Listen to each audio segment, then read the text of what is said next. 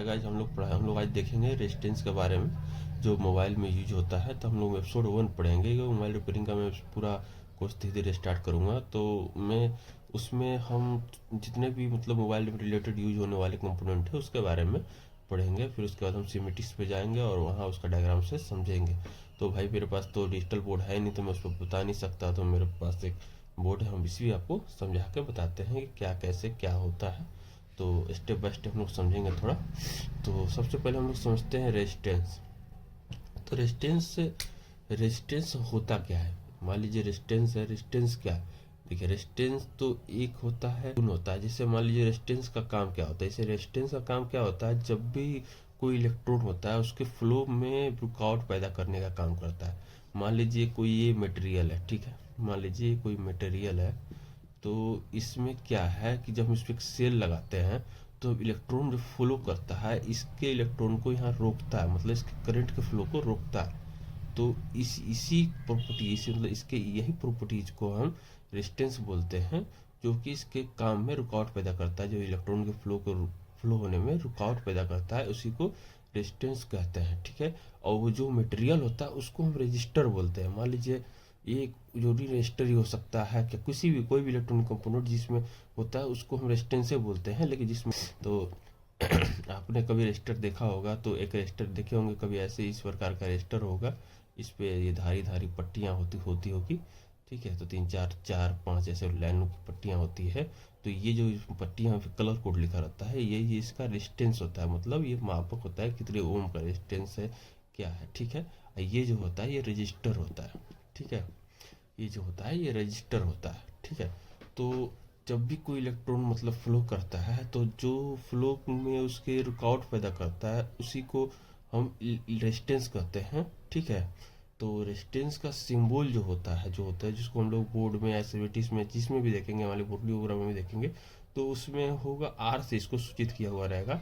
तो आर देखिए, अक्सर भी बोर्डियोग्राम देखे होंगे आर और लिखा होगा, आर लिखा होगा, तो वहाँ रेजिस्टेंस ही लगा है, ठीक है। आर मतलब रजिस्टर लिखा लगा हुआ है और उसका मापक ओम होगा। इससे आप देखे होंगे 10 के, 100 के, 1 के, ये सब जो होगा ये इसका ओम का मापक है, ठीक है।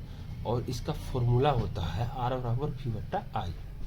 जो रेजिस्टेंस का फॉर्मूला होता है आर बराबर वी बट्टा आई। आर मतलब हो गया आपको रेजिस्टेंस, ठीक है। आर मतलब हो गया रेजिस्टेंस हो गया, वी बराबर हो गया वोल्टेज,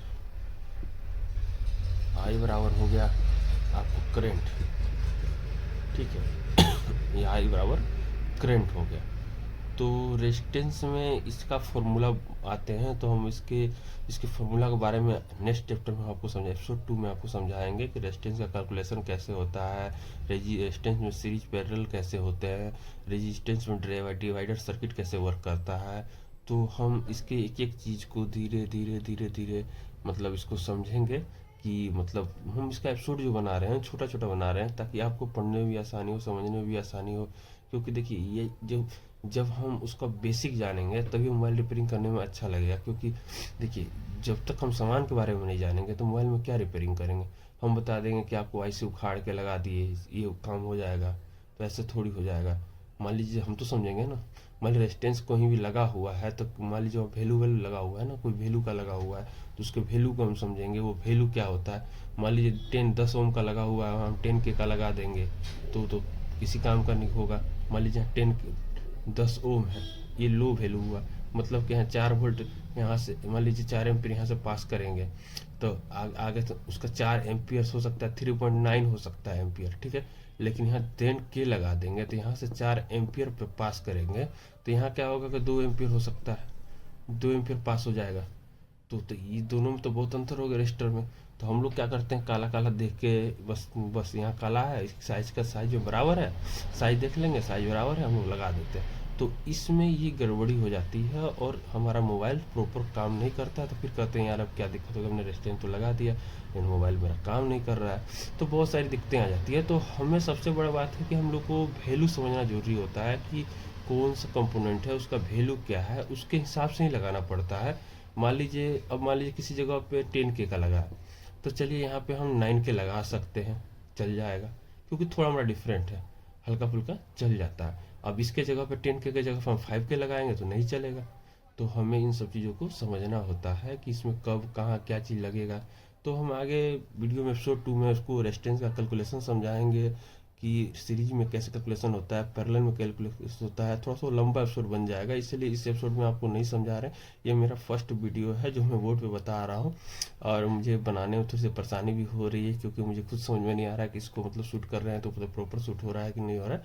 तो हम इसको थोड़ा समझ लेते हैं, उसके बाद आपको नेक्स्ट वीडियो में जो है हम रेजिस्टेंस का कैलकुलेशन कैलकुलेशन बताएंगे कि सीरीज कैसे बनता है, पैरेलल कैसे होता है, जैसे रेस्ट। ठीक है, तो उस रजिस्टर के बारे में हम आगे पढ़ेंगे। तो मेरा ये एपिसोड इतना ही है।